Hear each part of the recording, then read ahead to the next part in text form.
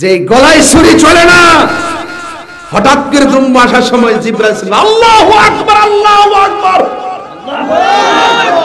ইব্রাহিম শুননা কই লা ইলাহা ইল্লাল্লাহ, ছুরির নিচে থাইকা ইসমাইল তো আল্লাহু আকবার ওয়ালিল্লাহিল হামদ, আল্লাহু আকবার। এই ডাকটা কুরবানিতে আছে না নাই?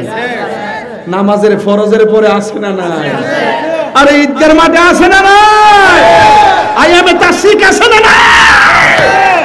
এই যুবক ভাইরা আমার, ওই গরুলে ওই দুম্বানি আসার সময় জিবরাইল বলছে আল্লাহু আকবার লা ইলাহা ইল্লাল্লাহ, আল্লাহু আকবার ওয়ালিল্লাহিল হামদ। বাপে পুত্র মিল্লা তাসবিহ পাঠ করছে, এই তাসবিহ এখনো আছে। আল্লাহ কয় এ জিবরাইল আমার ইব্রাহিমকে কয় দুম্বা জবাই করতে আমি রাজি। আর বাস্তব প্রমাণ কি? তার বাস্তব প্রমাণ হইল আইয়ুব আলাইহিস সালাম, ওনার অল বডিটার আল্লাহ পচায়া হাড্ডির থেকে গোশত বাইর করে ফেলাইছে। তিনি কি বলছেন? রোগ নিরাময়ের জন্য আল্লাহর কাছে কিছু বলে নাই, শুধু বলছে আল্লাহ অল বডি পচাও, তুমি যদি খুশি থাকো, তবে আমার জিহ্বাটারে ভালো রাখো।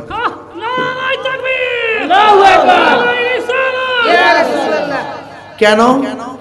এই জিহ্বাটা দিয়ে যেন আমি তোমার জিকির করতে পারি। একজন নবী, আল্লাহর প্রতি তার কি প্রেম। ইউসুফ আলাইহিস সালামকে 10 ভাই ষড়যন্ত্র কইরা কুয়ার মধ্যে ফেলাই দিয়েছে। আল্লাহ কয় জিবরাইল তাড়াতাড়ি যাও, তোমার পাখাটা কুয়ার নিচে বিছাইয়া দিয়ে আমার ইউসুফের জন্য বাড়ি বানায় দাও। আর বড় করে বলেন না সুবহানাল্লাহ। আর ইব্রাহিম আলাইহিস সালামকে জেলের ভিতরে ঢুকাইছে বাঘের সামনে। বাঘটাকে খাওয়ান দেয় নাই কয়েকদিন। কেন? ক্ষুধার্ত বাঘের সামনে যখন ইব্রাহিম আলাইহিস সালামকে খাঁচায় বন্দী করে ফেলে দিবে, বাঘ যাচাই বাছাই না করে খেয়ে ফেলবে। ভিতরে ঢুকাইয়া তালা মেরে দিচ্ছে ইব্রাহিম নবী। তখন বলছে আল্লাহ ডানে বিপদ বামে বিপদ, তোমার নামে সেজদা দিলাম। সেজদার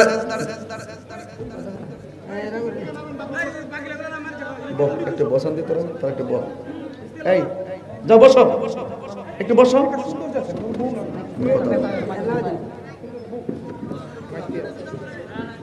আস্তে। তখন ইব্রাহিম আলাইহিস সালাম ওই জেলের ভিতরে সেজদা দিয়া পড়ছে। নমরুদ মনে করছে যে বাঘের সেজদার ভিতরে গাঁটটার ধরবো, বাঘে সামনে দাঁড়ায় এমনি দাঁড়ায় দিছে। সেজদার দিকে মাথাটা ওঠার পরে নমরুদ মনে করছে এবার খেয়ে ফেলবে। বাঘের জিহ্বা দিয়া ইব্রাহিম নবীর কপালের মাটি গোলা মুছে দিতেছে। নমরুদ তখন উপায়ন্ত না পেয়ে আগুনের মধ্যে গর্তে ফেলে দিছে। এর আনন্দ উল্লাস করতেছে, মনে হয় ইব্রাহিম নবী পুইরা কয়লা হয়ে গেছে। আগুন পুরো শেষ। শেষ পর্যন্ত নমরুদ তাকায় দেখতেছে ইব্রাহিম নবী আগুনের ভিতরে সেজদায় পড়ে আল্লাহর জিকির করতেছে। এই যে পরীক্ষা, এই দুনিয়াটা পরীক্ষার জায়গা। যত ধৈর্য ধারণ করতে থাকতে পারবেন, জবান আর অন্তরটাকে যত ঠিক রাখতে পারবেন, আল্লাহ আপনাকে যাচা দিবেন। ইব্রাহিম নবীকে আমার আল্লাহ 10টা পরীক্ষা করছে। কয়টা? 10টা পরীক্ষা করার পরে আল্লাহ পাক খলিলুল্লাহ বলছে, সুবহানাল্লাহ বলেন।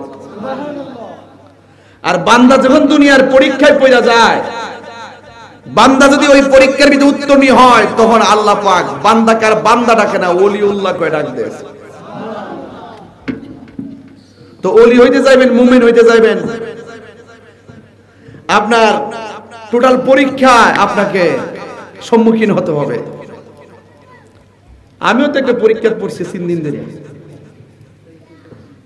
এক বিয়াদবে কইছে নবী 40 বছর আগে বলে নবী আছেন না। অনেকে শুনছে কিন্তু প্রতিবাদটা আমি করছি। কলিজা লাগে, কি লাগে? জীবন বড় তুচ্ছ, নবীর প্রেম শ্রেষ্ঠ। এই জন্য আমি প্রতিবাদ করছি। আলহামদুলিল্লাহ আমার অঙ্গনের প্রায় 100-র উপরে আলেম আমার ফেসবুকে আছে। 101 নম্বরের সিরিয়ালটা যদ্দুরা পাইছি তদ্দুরা লিখছে, আরো লিখবো। 101 জন আলেম এক যুগে আমার বক্তব্যটাকে সমর্থন দিয়া আমার পাশে দাঁড়াইছে। এই যখন অবস্থা তখন শায়েখ পূজারীরা কলিজায় আগুন ধরে গেছে। প্রথম আইসা বলছে কি, শায়েখকে বক্তব্য দিছে এটা ঠিক আছে। আবার 2 দিন পরে আমরা যখন দলিল দিয়ে ধরছি, কয় এটা প্রশ্নকারীর কথা, এটা শায়েখের কথা না। এখন যখন দেখতেছি যে শায়েখের আরো কিছু ভিডিও আছে এইরকম এই মাহফিলের বাইরেও, তখন দেখছি আরে এটা আসলে শায়েখের কতই। এখন শায়েখের বাসাইবার লেগা ওই আমরা যে দলিল দিতেছি এই দলিলগুলা দিয়া কোন রকম সেভ করার চেষ্টা করতেছে। শেষ পর্যন্ত আমাদের সাথে, বিশেষ করে আমার সাথে না পাইরা আমার ব্যক্তিগত অ্যাটাক শুরু করছে। আমি ওয়াজ করতেছি, আমার পরিবার আমার ফোন দিছে। আমি বলছি হ্যালো কেমন আছেন? কয় হ্যাঁ আমরা কি বউ নাই, তাও ওয়াজের মধ্যে বয়সের বউর ফোন ধরে, এটা কেমন ধরনের শরম ছাড়া। আচ্ছা আমি বললো কথা কমো, শরমের কিছু আছে? বউ আছে দিকে না কথা কই, আমার বউ তো একটা। কয়টা?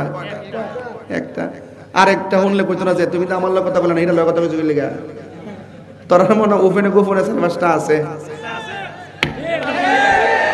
এলে তোর ডরে ফোন ধরছ না, ঘরে গেলে যে বডি দাও, আমার বডি দাও নাই, মারা বাগো না। এগুলা ব্যক্তিগত অ্যাটাক না, এগুলা এইভাবে অ্যাটাক শুরু করছে। কোন মাহফিলে গিয়ে আমি জিকির করছি, এটার ভিতরে গান ঢুকাইয়া, এটার ভিতরে এখন আমার কেল্লা লাগাইয়া দিয়া বিভিন্ন ফ্যান শার্ট পরাইয়া নাচে নাচে বুঝাইতেছে যে তাইরে মানে হইলো এইটা এইটা।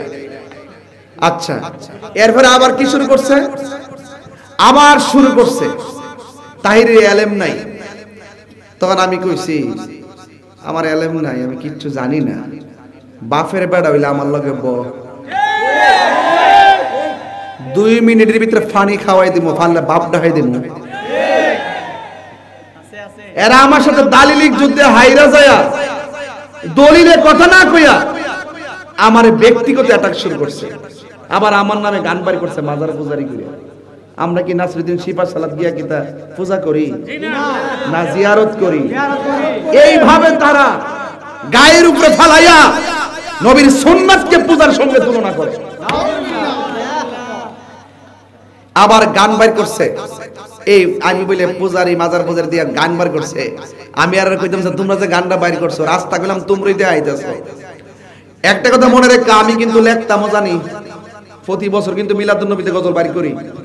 মহরমে মুজে আর সরি এটা না, ওই যে মারহাবা বলো মারহাবা, আজকে গাড়িতে বসে শুরু করছি একটা, সামনে মিলাদুন নবীতে আছে। আমি যখন লেখতাম পারি, আমি যখন লেখা শুরু করুম দেখবা শায়ে ঘেরে পুরো উড়াই দিব। রাস্তা দেখাইস না বাবা, চুপচাপ বয়ে থাক, চেতাইস না। আমি নবীর পক্ষে দাঁড়াইছি, নবীর পক্ষে ফিরে আসো, এটার মধ্যে বরকত হবে। কথা কোন ঠিক কিনা? আমি আহমদুল্লাহ সাহেবের ভুল ধরছি, আমি অন্যায় করি নাই। উনি আমার, আমি ভুল ধরছি, উনি যখন চুপ, আমি বুঝতে পারছি উনি মনে ওনার ভুলটা বুঝতে পারছে। ওনার বক্তব্য যদি সঠিক হইতো, অথবা উনি যদি ভুল করতো, সঠিক হইলে আয়া কইতো যে আমি সঠিক, ভুল হইলে কইতো যে আমি ভুল করছি। যখন সঠিক না, সঠিক হইলে তো মানুষ বুক ফলে কথা কয়, যেহেতু চুপ তিনি, তাহলে মনে করতেছে উনি ভুলটা যে করছে উনি গোপনে বুঝতেছে। উনি আমি এককভাবে বক্তব্য দিছি, উনি চুপচাপ বসে রইছে, কিন্তু ওনার পক্ষে কিছু দালাল আছে। এই দালাল গুলো আইসা একবার কয় এটা প্রশ্নকারীর বক্তব্য, আরেকবার কয় এটা ওনার নিজের বক্তব্য, একবার কয় ওনারটা ঠিকই আছে, 40 বছর আগে নবী ছিল না, আরেকবার কয় নবী দুনিয়াতে আসার পরে 40 বছর পর্যন্ত কইতো মোহাম্মদ আব্দুল্লাহর বেটা মোহাম্মদ, নবীরকে নাকি কেউ রাসূল বইরা ডাক দেয় নাই, নবী কইয়া ডাক দেয় নাই, এইরকম নাকি কোনো দলিল টলিল নাই। এইভাবে চাপাবাজি শুরু করছে। এরাও শেষ পর্যন্ত ওই 40 বছর আগে যে নবী বলে ছিল না, এটাই তারা বইলা বিভিন্ন দলিল দেওয়া শুরু করছে। আমি বলে যখন একের পরে এক বক্তব্য দেওয়া শুরু করছি, এখন কিছু অংশ চুপ হইছে, আবার কিছু অংশ দালালি করতেছে। এই সমস্ত দালালদের কারণেই একটা উত্তেজিত পরিবেশ সৃষ্টি হয়েছে। কথা কোন ঠিক না বেঠে? তো সুতরাং আপনাদের কাছে জানতাম চাই, নবী দুনিয়াতে আসার আগে নবী ছিল কিনা? মা আমেনার কাছ থেকে দুনিয়াতে শৈশবে, দুনিয়াতে শুভ আগমনের পর নবী ছিল কিনা?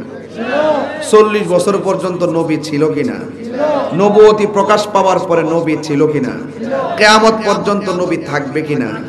নবীর পরে কি আর নবী আসবে? এর চাইতে সুন্দর কথা কি আছে?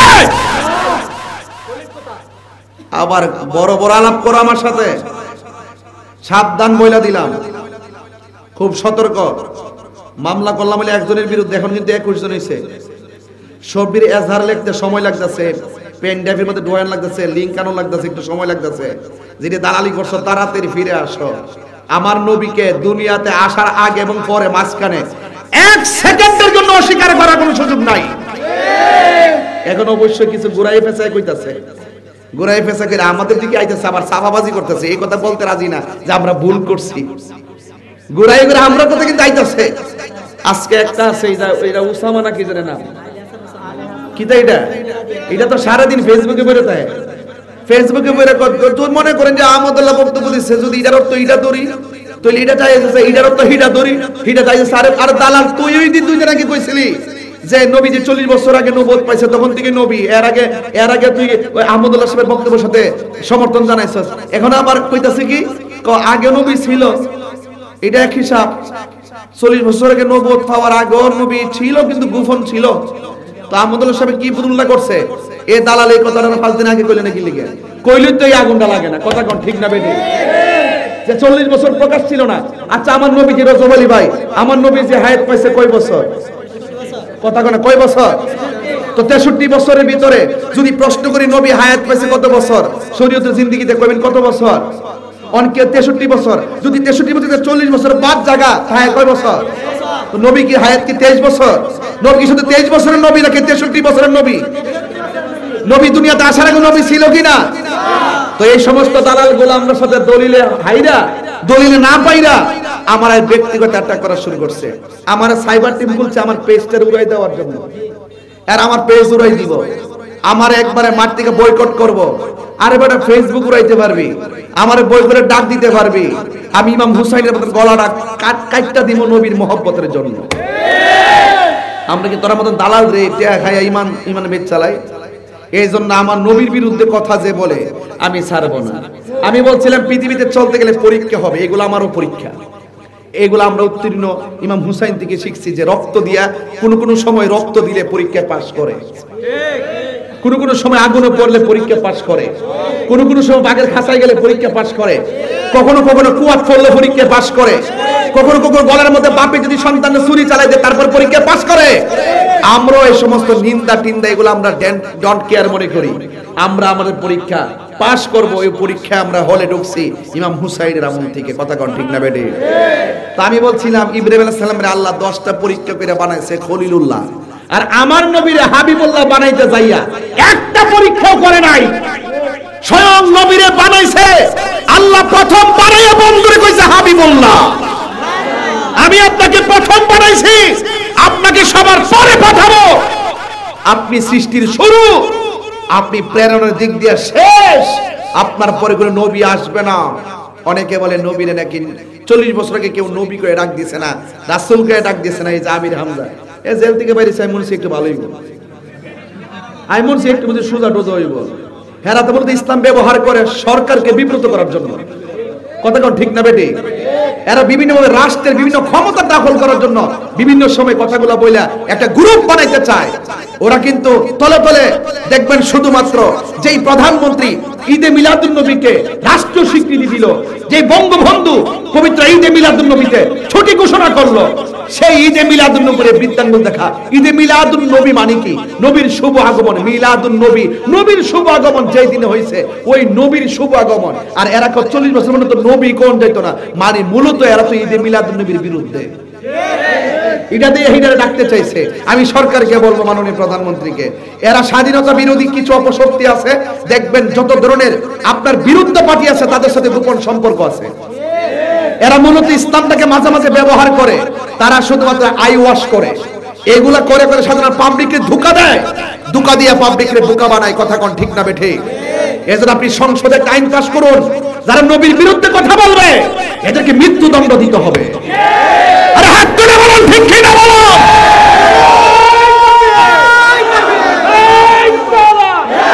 আহলে সুন্নাত ওয়াল জামাত জিন্দাবাদ। আমি অনেক দুশমনেরা Allah Allah thank you very much, thank you. আচ্ছা এই রজবে জানলে আচ্ছা ভাইরা আমার, আপনারা কি আমার কথা রাগ করছেন? কেউ যদি বলে নবী 40 বছর আগে নবী ছিল না, আপনারা কি সেই শাইখের পূজা করবেন? আমি আহমদুল্লাহ সাহেবরে বলি তাড়াতাড়ি তওবা করেন। জনগণকে যে বিভ্রান্ত করেছেন আপনি তাড়াতাড়ি ক্ষমা চান। যতদিন ক্ষমা চাইবেন না ততদিন পর্যন্ত এই জিনিসটা গোলাট হবে, এবং এই গোলাটের জন্য আপনার পক্ষের বিভিন্ন দালালগুলো দায়ী। ওই দালালগুলো চাইছে যে এই সুযোগে আপনার একটা স্লিপ অফ টাং হতে পারে, আপনার গবেষণায় ভুল হতে পারে, আপনি হয়তো ক্ষমা চাইবেন আজকে না হোক 2 দিন পরে চাইবেন, এর ভিতরে দেখেন কতগুলো দালাল বাইরে গেছে, মানে আপনাকে প্রশ্নবিদ্ধি করার জন্য। এটা কিন্তু ভালো চাই না, আপনার ক্ষতি আমরা করছি না, আপনার ঈমানকে আকীদাকে আমরা ভুলটা ধরাই দিছি, কিন্তু আপনার পক্ষের লোকগুলো ম্যাক্সিমাম অংশ আপনার পক্ষে দালালি কইরা আপনার সেই ভুল বক্তব্যকে প্রমোট করতে এসে জনগণকে আরো উত্তেজিত করেছে, ওই অবস্থাটা গোলাট হয়েছে। সুতরাং আপনি ওই সমস্ত দালালদের খপ্পরে পড়বেন না, তাড়াতাড়ি উপায় নাই সে আপনি বলেন রাসূল 1 সেকেন্ডের জন্য নবী ছাড়া ছিল না, নবী হয়ে এই দুনিয়াতে আসছে। ঠিক আছে তো? তাইলে আল্লাহ যাকে পছন্দ করে তাকে কি করে? বিপদ দেয়। আল্লাহ যাকে পছন্দ করে তাকে মুসিবত দেয়, বিভিন্ন সময় বিভিন্ন পরীক্ষা করবে। যেমন ইব্রাহিম আলাইহিস সালামকে 10টা পরীক্ষা করছে। জোরে কোন কয়টা? 10টা। আরো জোরে কয়টা?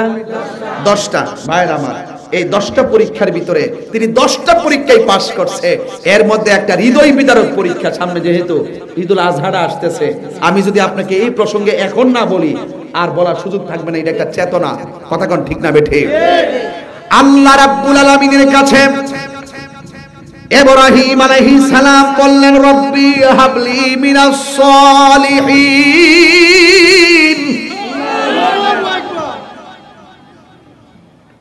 আল্লাহ তুমি আমাকে একটা নেক সন্তান দাও।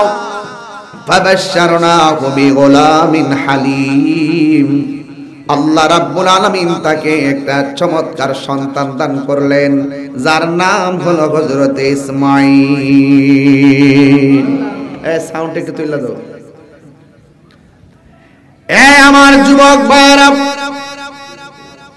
12 বছর পর যদি সন্তান না হয়, 17 বছরের মাথায় যদি কোনো মায়ের ঘরে সন্তান হয়, আপনারা জবান খুলে বলুন মায়ের খুশি লাগে না বেজার লাগে?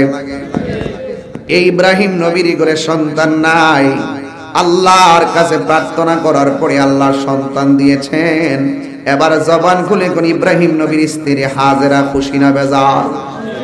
স্বামী যতটুকু খুশি হয় স্ত্রী তার চাইতে বেশি খুশি হয়ে যায়। ওই মুহূর্তে ইব্রাহিম আলাইহিস সালাম সন্তানটা হওয়ার পর হঠাৎ করে স্ত্রীকে ডাক দিয়ে বলে, হাজেরা গো, ও হাজেরা, তুমি তোমার সন্তানকে নিয়ে চলো, এমন একটা জায়গায় যাব যেই জায়গার মধ্যে কোনো মানুষ নাই, যেই জায়গার মধ্যে কোনো গাছপালা নাই, ওই জায়গার মধ্যে সন্তানকে নিয়ে রওনা হয়ে গেছে। যেই মাত্র মরুভূমির মধ্যে গেল, কোনো মানুষ নাই, সুবহানাল্লাহ বলবেন না? সুবহানাল্লাহ। কোনো গাছপালা নাই, একটা মস্ক পানি আর কিছু শুকনা খাবার নিয়ে তিনি রওনা হয়ে গেলেন ওই জায়গায়। মরুভূমি বালুকাময় প্রান্তরে চলে গেলেন। হঠাৎ করে ইব্রাহিম নবী ডাক দিয়ে বলে, হাজেরা, আমি তোমাকে সন্তান নিয়ে ময়দানে এসেছি, তোমাকে আমি এখানে রাখবো, তোমার সন্তানকে এখানে রাখবো, আমাকে অনেক দূরে চলে যেতে হবে। হাজেরা ডাক দিয়ে বলে, স্বামী আপনি কোথায় যাবেন? আমরা এখানে একা একা কেমনে থাকবো? ডানে বাড়ি নাই। এই ছেলে, এই পাগল ছাগল, ওয়াজ বুঝছ না বেটা? বসো, সুন্দর করে বসো আদবের সাথে। এটা গুরুত্বপূর্ণ একটা সাবজেক্ট তুলছি, এটা শেষ করে আমি দিনের বেলা তুলছিলাম, আমি শেষ করতে পারি। একদম চূড়ান্ত একটা মায়ার জায়গা, যেন চোখের পানি ফালাইয়া বাড়িতে যাইবেন। আচ্ছা, থ্যাংক ইউ, থ্যাংক ইউ। আচ্ছা, কষ্ট নিয়েন না আপনারা, দরকার আছে কি দেখো? এই প্রজন্মগুলো কি এই ওয়াজগুলো জানে? আমরা মুরব্বীরা জানি, কিন্তু এই পোলাপানগুলো জানে? এদেরকে ইতিহাস জানাইতে হবে, কানাইলে শায়েকের গোষ্ঠীরা ইমান লুণ্ঠন করে ফালাইবে। শায়েক পূজারীর গোষ্ঠীরা করে দিলাম আমার নবীরে বলে, নবীরেও স্বীকার করে এই জাহেল উম্মত। কেমনে নবীর সামনে চেহারা দেখাবো পারে উঠটা আজকে লরি স্যার আজকে লরি দিস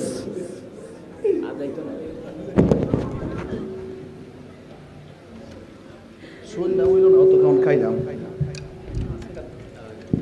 দেশ না পিছন দেশ না কিছু ঠেট ওয়া দেশ না বাবা না শরীরটা এত কাউন্ট যে খাই শরীরটা তো পারে না কেমনি খারাপ লাগে বডি না ঠিক আছে নাকি আরো মোড়ই দিব 500 রুটে পয়সা নষ্ট যুবক নষ্ট মদে কুসমাজে গেরাম নষ্ট খাদক নষ্ট সুদে বাবা ইত্তাফের দরার নয় বাবা কত কর ঠিক না বেটে এই জন্য আমার যুবক কষ্ট হইতেছে আপনারা পাগলা চিন্তা করিস না বাবা চিন্তা করিস না আমার যুবক ভাইরা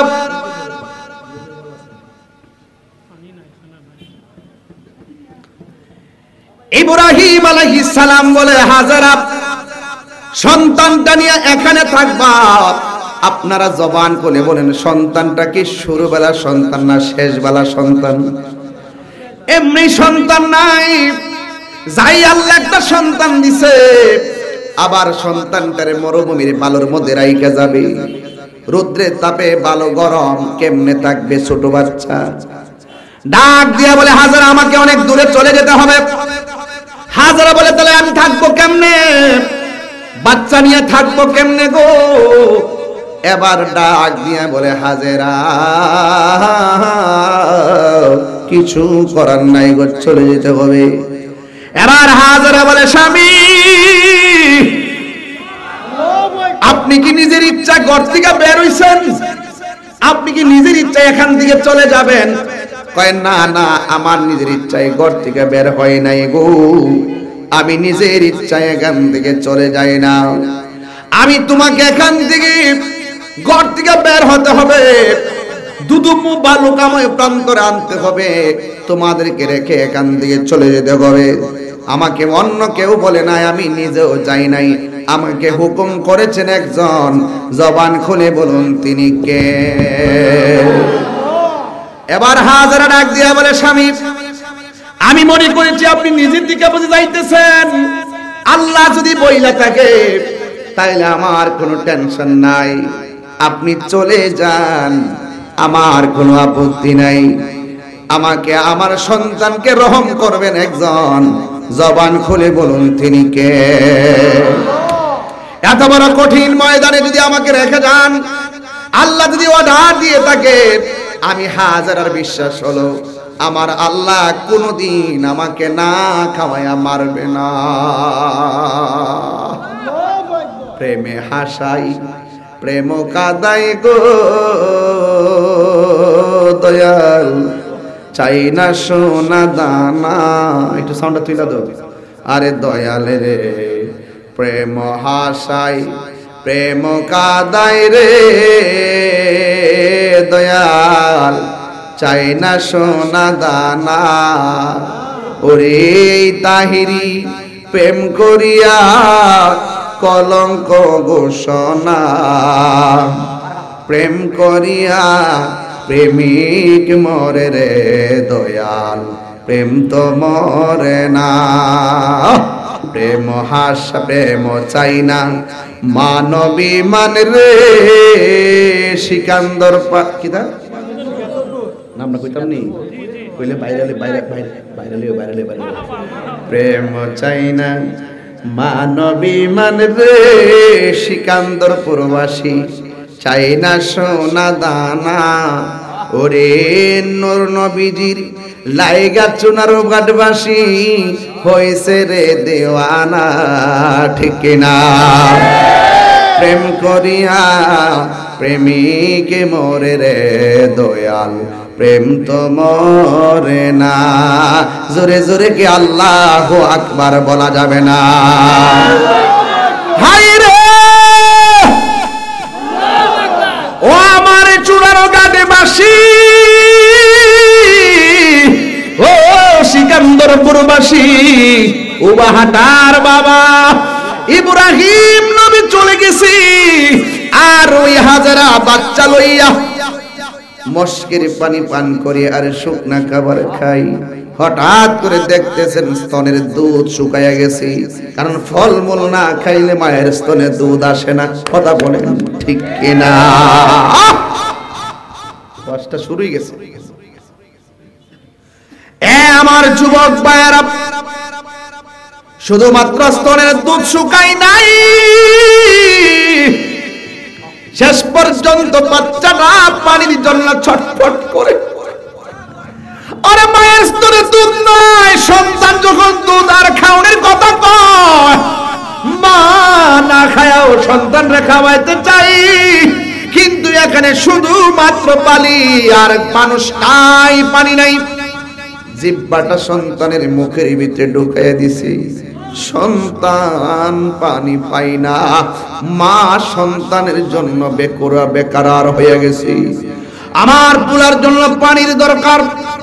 হঠাৎ করে তাকায়া দেখে একটা সুন্দর পাহাড়, ওই পাহাড় পানি ঝর্ণার মতন চিকচিক করতেছে।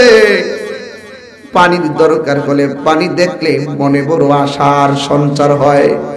সন্তানটারে বালুর মধ্যে শুয়াইয়া হাজার একটা দূর মারছে পাহাড়ের কাছে, যেই পাহাড়ের নাম হলো সফা। এত সুন্দর ঝর্ণার পানি, মা দৌড়াইয়া পানি আনতে গেছে। আল্লাহর লীলা খেলা বোঝা যায় না। হাজারা বলে, আমি মনে করছি ঝর্ণার পানি, যাইয়া দেখি মরুভূমির বালুগুলো চিকচিক করতেছে, আসলে কোনো পানি নাই। সন্তানের জন্য মা পানির জন্য দূরছে, পানি না দেখা মার বাসার বাদ ভাঙ্গা গেছে। হঠাৎ করে সামনে তাকাইছে, তাকায় দেখে আর একটা পাহাড় দেখা যায়, যেই পাহাড়ের নাম হলো মারোয়া। ওই মারোয়া পাহাড়ে চিকচিক করতেছে ঝর্ণার পানি। দৌড়াইয়া ওই জায়গায় গেল, যাইয়া দেখে আসলে ঝর্ণার পানি নাই, বালুগুলা চিকচিক করতেছে। একবার দৌড় দিল মারোয়া, আবার দৌড় দিল সফা। দুই পাহাড়ের মধ্যে বালুর মতন ঝর্ণার মতন বালু চিকচিক করে। একবার সাফা থেকে মারোয়া, মারোয়া থেকে সাফা, সাফা থেকে মারোয়া, মারোয়া থেকে সাফা, সাফা থেকে মারোয়া, মারোয়া থেকে সাফা। এইভাবে 7টা দৌড় মারছে। 7টা দৌড় দেওয়ার পরে দেখতেছেন কোনো পানি নাই।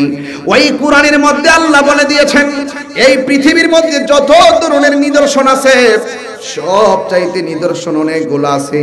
কাবা শরীফ একটা নিদর্শন, নদীর রওজা মুবারক একটা নিদর্শন, উহুদের পাহাড় একটা নিদর্শন।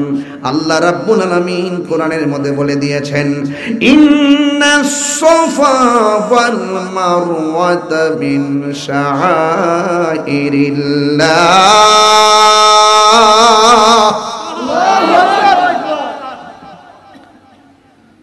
বিসমিল্লাহির রহমানির রহিম।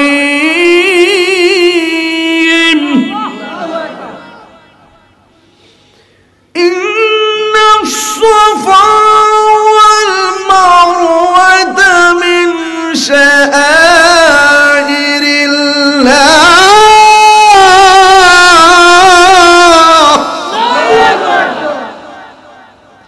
আল্লাহ রাব্বুল আলামিন কোরআনে বলেন, আল্লাহ নিদর্শন সমূহের ভিতরে 2টা নিদর্শন, একটার নাম হলো সফা, আরেকটা পাহাড়ের নাম হলো মারওয়া। সফা পাহাড়ের কাছে দাঁড়াইয়া কাবাগরের দিকে হাত তুলে দোয়া করতে হয়। সুবহানাল্লাহ বলবেন না? গেছেননি? আমি যখন উমরা থেকে আসছি 3 দিন পরে আমি স্বপ্নে দেখেছি খানায় কাবার পাথরটা আর খানায় কাবার কোণার মধ্যে নাই। হঠাৎ করে ভাবলাম যে কিরে হাজিরা ঘুরতেছে, পাথরটা গেল কই?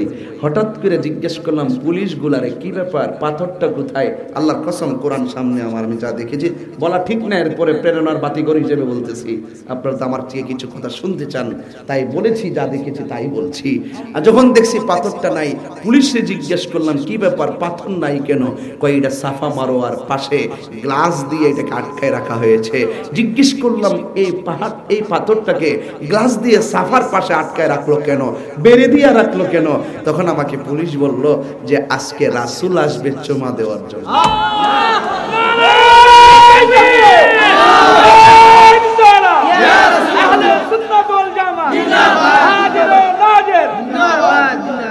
উম্মতের দরদি তুমি, তোমার প্রেমের পাগল আমি। উম্মতের দরদি তুমি, তোমার প্রেমের পাগল আমি। মায়া যদি লাগে তোমার, মায়া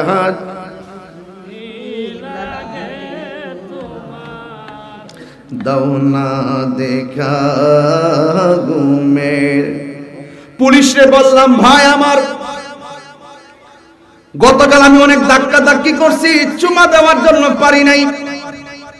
রাসূল যখন আসবে, ইন্না কাযালিকা নাজজিল মুহসিনিন,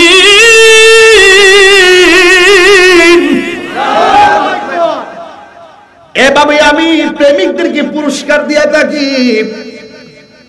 ও জিব্রাইল দুম্বাটা লয়া যা, গলার মধ্যে ছুরি দেয়, ছুরি ঢুকে না। ইসমাইল কয়, বাবা চালাও।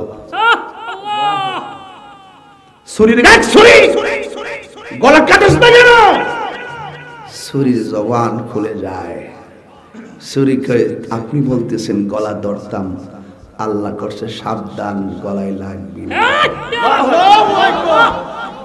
আর বড় করে কোন কি যে একটা প্রেমের খেলা। যে গলায় ছুরি চলে না, হঠাৎ করে দুম্বা আসার সময় জিব্রাইল আল্লাহু আকবার, আল্লাহু আকবার।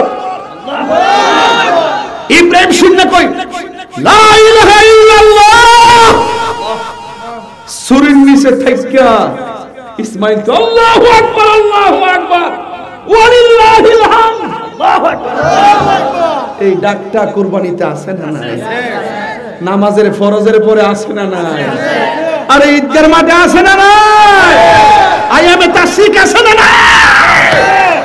এই যুবক ভাইরা আমার, ওই গরুলে ওই দুম্বানি আসার সময় জিব্রাইল বলছে আল্লাহু আকবার, আল্লাহু আকবার, লা ইলাহা ইল্লাল্লাহ, আল্লাহু আকবার, আল্লাহু আকবার, ওয়ালিল্লাহিল হামদ। বাপে পুতে মিল্লা তাসবিহ পাঠ করছে, এই তাসবিহ এখনো আছে।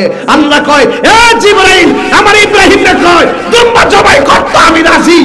আর আমার হাজার কিনা কইছে দাওয়াত খাইতে যাইতেছে। সুবহানাল্লাহ। দুম্বার গোশত তিন ভাগ করবে, এক ভাগ নিজে খাইব, আরেক ভাগ আত্মীয় স্বজনরে দিব, আরেক ভাগ গরিবের দিব। আর আমার হাজারে কইছে, হাজারা যদি আমার ইব্রাহিমরে কয়, কিরে বেটা, কিরে ইসমাইল বেটা, বাপ্পুতে দাওয়াত খাইছ, তোমার লাগে কি টানছস? দুম্বাটা জবাই কইরা আমার হাজারার কাছে গোশত লইয়া যাইবা। আল্লাহ বলতেছেন কি জানেন? ইন্না হাযা লাহুয়াল বালাউল মুবিন। সুবহানাল্লাহ বলবেন না? সুবহানাল্লাহ। ওয়া ফাদাইনাহু বিযিবহিন আযীম ওয়া তারাকনা আলাইহি ফিল আখিরিন সালামুন আলা ইব্রাহিম কাযালিকা নাজজিল মুহসিনিন। চিৎকার মেরে কন্যা সুবহানাল্লাহ। পৃথিবীতে আল্লাহ যাকে ভালোবাসে তাকে বেশি পরীক্ষা করে। ওই পরীক্ষায় যারা ধৈর্য ধারণ করতে পারে, এই পরীক্ষাটা হবে তোমার রোগের দ্বারা, এই মুসিবতটা হবে তোমার অর্থ লসের দ্বারা, সম্পদের নুকসান দ্বারা। ওয়ালা নাবলুওয়ান্নাকুম বিশাইইন মিনাল খাউফি ওয়াল জু'i ওয়া নাকসি মিনাল আমওয়ালি ওয়াল আনফুসি ওয়াস সামারা ওয়া বাশশিরিস সাবিরিন। আল্লাহ বলছেন, আমি যাকে পছন্দ করি তাকে সম্পদ নুকসান দিয়ে পরীক্ষা করি, ভয় দিয়ে পরীক্ষা করি, ক্ষুধা দিয়ে পরীক্ষা করি। এই পরীক্ষার মধ্যে যারা ধৈর্য ধারণ করতে পারবে তাদের জন্য ওয়া বাশশিরিস সাবিরিন, আমি আল্লাহ জান্নাতের শুভ সংবাদ রেখে দিয়েছি। ইব্রাহিম আর ইব্রাহিম নাই, ইব্রাহিম তুমি খলিলুল্লাহ হয়ে গেছে। ইসমাইল আর ইসমাইল নাই, ইসমাইল তখন জবিহুল্লাহ হয়ে গেছে। আর তিনবার কন্যা সুবহানাল্লাহ বেটা। এই জবিহুল্লাহ, ইসমাইল জবিহুল্লাহ, আদম শফিউল্লাহ, ইব্রাহিম খলিলুল্লাহ, ঈসা রূহুল্লাহ, মুসা কালিমুল্লাহ, নূহ নাজিউল্লাহ, দাউদ খলিফাতুল্লাহ, মুহাম্মদুর রাসূলুল্লাহ। বড় করে বলুন না সুবহানাল্লাহ। মুহাম্মাদুর হাবিবুল্লাহ। চিৎকার মেরে করে আল্লাহু আকবার। সব নবীগণ বন্ধু হতে গিয়ে পরীক্ষা দিয়েছে, আমার রাসূলকে বন্ধু বানাইতে গিয়ে আল্লাহ পাক পরীক্ষা নেই নাই। তো সুতরাং নবীর সঙ্গে কাহারও কোনো তুলনা নাই। আজকে যদি সেই দিন ইব্রাহিম নবীর ছুরির তলে যদি সন্তান ইসমাইল জবাই হতো, সোনারঘাটের সিকান্দরপুরের সন্তানকে বাবা গলার মধ্যে বাইন্দা বাইন্দা সোনারঘাটের বাজারে নিত, মানুষ বিক্রি হইতো, সন্তানের গলায় ছুরি চালাইতো। কত বড় পরীক্ষার ভিতরে আল্লাহ পাক এই সৃষ্টির মায়ার বান্দাকে হেফাজত করে আমাদের জন্য এই কুরবানিটা দিয়েছেন। রাসূলকে বলছেন ইয়া রাসূলুল্লাহ কুরবানি কি? রাসূল বলছেন কুরবানি হলো ইব্রাহিম নবীর সুন্নাত। এই কুরবানিতে যারা বড় বড় পশু, মোটা তাজা পশু ক্রয় করবেন, মোটা তাজা এবং সুন্দর তাজা, রাসূল বলছেন যারা যত তাজা করবে ওই কুরবানি দাতা তাজা পশুর উপরে আরোহণ কইরা ফুলসিরাত পার হয়ে যাবে। ওয়াজ বুঝাইতে পারতাম না, ইমাম সাহেবরা বলবেন আপনারা ঈদগাহ মাঠে এগুলো মানুষ ঈদের এক সপ্তাহ আগে মেহরাবে বলবেন, মানুষ খুশি হইব যে এই গরুটা আমরা আজকে একজন তিনজনই কিনতে প্রয়োজন, সাতজন মিললে ভিআইপি গরু কিনব, তৌফিক থাকলে একটা কিনুম, কিন্তু মানুষকে দেখাইবার লাগে গরু কিনবো না। একমাত্র আল্লাহকে লা ইয়ানালুল্লাহ লুকুমুহা ওয়ালা দিমাউহা ওয়ালাকিন ইয়ানালুহুত তাকওয়া মিনকুম। আল্লাহর কাছে কুরবানির পশু রক্ত পৌঁছে না, আল্লাহর কাছে কুরবানির পশুর গোশত পৌঁছে না, আল্লাহর কাছে পৌঁছে বান্দার অন্তরে তাকওয়া। রাসূল বলছেন ইব্রাহিম আলাইহিস সালামের সুন্নাত কুরবানি, এই কুরবানির পশুর গায়ে যতটা পশম থাকবে সেই পরিমাণ নেকি আল্লাহ পাক কুরবানি দাতাকে দান করে দিবেন। তাইলে কুরবানি পশু ক্রয় করব একজনকে সন্তুষ্টি করার জন্য, জবান খুলে বলুন তিনি কে? মানুষকে দেখাইবার জন্য নয়। রাত্রিবেলা ঘুমাইবেন, জানালা একটু ফাঁক রাখবেন, মনে মনে কইবেন ফজরে আজানটা হইব, আজানটা শুনে মসজিদে যাব। সারা রাত ঘুমও হইল, বাতাসও খাইলেন, সারা রাত যে ঘুমাই রইছেন নামাজের নিয়ত কইরা নফল নামাজের সওয়াব হইছেন। আর যদি রাতে ঘুমাইতে হেন যে ঘুমাইতে বাতাস লাগবো, ওই সওয়াব আর হইতেন না। বুদ্ধিকিরা সওয়াব অর্জন করেন। একের ভিতরে তিন আছে। আপনি আল্লাহকে সন্তুষ্টির জন্য গরু কিনবেন, এই গরু আপনার পুলসিরাতের বাহন হবে। প্রত্যেকটা পশমের পরিবর্তে আল্লাহ আপনাকে নেক দিয়ে দিবে। তাহলে বলুন আমরা সন্তুষ্টি কামনা করব কার? তাইলে হ্যাঁ, বন্টন তো বলে গেছি, বন্টনটা বলছি। বাবা আমাদের দেশে দেখা যায় কুরবানির আগে প্রথম রানটা নামায় রান্নায় বসাই দেয়। আরে ভাই, আপনার গোশতের রানটা আপনার পাশের বাড়ির গরিবের নাকে লাগবার আগে তার ঘরের মধ্যে আগে গোশতটা পাঠান। আপনারা কিছু হাড্ডি হুড্ডি করে দরজা রাখিয়া দেন, দমক মারেন, দিয়া বিদায় করেন। কে লাগিয়া বাইরে সারা জীবন তো খাইছেন, ওই সময় হয়তো এক বেলায় খান বা দুই বেলা খান, রাখেন না, তাড়াতাড়ি বন্টন করে দিবেন, গরিবের ঘরে পাঠাবেন, দমক দিবেন না। কথা কোন ঠিক না বেঠি? হাড্ডি হুড্ডি দিয়ে বিদায় করবেন না, যত দিবেন তত সওয়াব পাইবেন। আল্লাহ পাক আমাদের সকলকে বুঝার তৌফিক দান করুক, আমিন। আসেন দাঁড়ায়া নবীরে সালাম দেয়া নবী